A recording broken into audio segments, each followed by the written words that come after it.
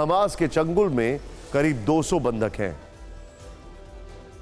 America और यूरोपीय देशों को अपने नागरिकों की चिंता है। उनकी रिहाई के लिए हमास से लगातार बातचीत चल रही है। अमेरिकी पहल पर इजिप्ट और जॉर्डन बातचीत की अगुवाई कर रहे हैं। यूरोपीय देश अपने अपने नागरिकों की रिहाई के लिए लगातार दबाव बना रहे हैं। कहा जा रहा है कि इजराइल की ग्राउंड फोर्स पोजीशन में ही रहेगी और यह हल निकलने तक गाजा पर इजराइल के हवाई हमले जारी रहेंगे। लेकिन क्या सिर्फ बंधकों का मसला ही इजरायली ऑपरेशन में सबसे बड़ा रोड़ा है? इसके अलावा 5 बड़े कारण और कौन से हैं, इस रिपोर्ट में देखिए।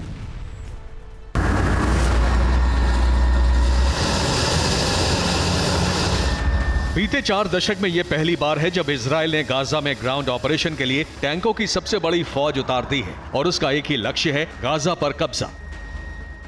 कहा जा रहा है कि 1982 के बाद लेबनान पर हमले के बाद यह पहली मौका है जब इजराइल ने अपनी पूरी आर्मड को, यानी आर्मड के बड़े हिस्से को जंग के मैदान में उतार दिया है। कहा जा रहा है कि इस समय इजराइल के टैंकों की संख्या करीबन 1000 से भी ज्यादा है।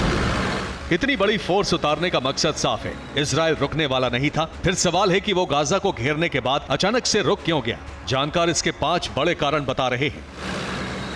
इजराइल के टॉप लेवल सोर्स से जो मुझे जानकारी मिली है उसके मुताबिक सबसे पहला कारण है अमेरिका की हरी झंडी नहीं मिलना।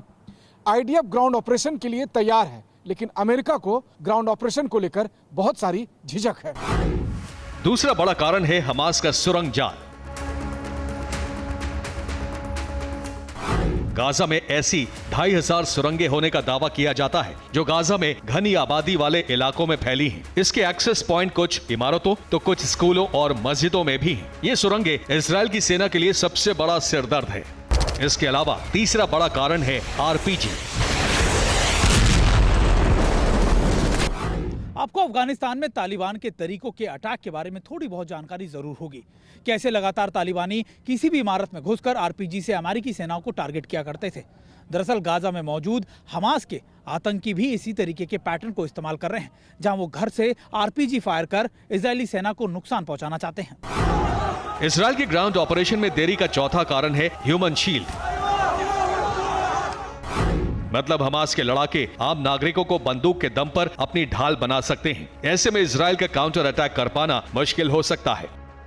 5वां कारण इजराइल की सबसे बड़ी चिंता है हमास के पास मौजूद ड्रोन और एंटी टैंक वेपन।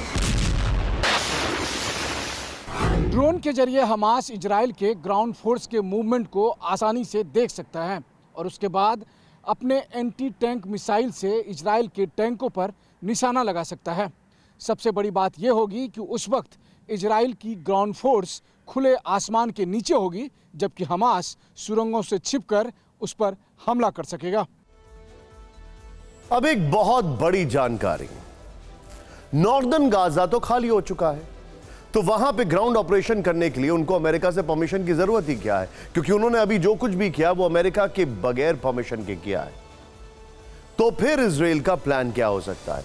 क्या आप जानते हैं, और ये एक बहुत बड़ा फैक्ट है, कई लोगों का कहना है कि इस हाई टेक्नोलॉजी का इस्तेमाल किया गया है कि अंडरग्राउंड टनल्स बनाई गई हैं 30 मीटर गहरी। जो इजराइल गए हैं हमारे कई एक्सपर्ट्स, उन्होंने वहां के आईडीएफ के लोगों से बातचीत करके मुझसे यह बातचीत शेयर की है कि गाजा से बकायदा वेस्ट बैंक तक टनल्स हैं, ऐसा कहा जाता है। कुछ दिन पहले जो लोग गाजा में थे वो वेस्ट बैंक में दिखाई देते हैं, जो वेस्ट बैंक में थे वो गाजा में दिखाई देते हैं। एयर रूट हो नहीं सकता है, ग्राउंड से जा नहीं सकते, तो फिर कैसे? तो इस सब का नॉर्दर्न में ऑपरेशन से क्या ताल्लुक है? कहीं इजराइल इस कोशिश में तो नहीं है कि पूरा एरिया खाली करा के वंस फॉर ऑल सारी टनल्स को बम्बार्ड करके खत्म कर दिया जाए नॉर्दर्न गाजा में, जिससे कि पूरा का पूरा नेटवर्क, पूरा का पूरा एक कनेक्शन जो है वो खत्म कर दिया जाए। शायद इसकी प्लानिंग चल रही है।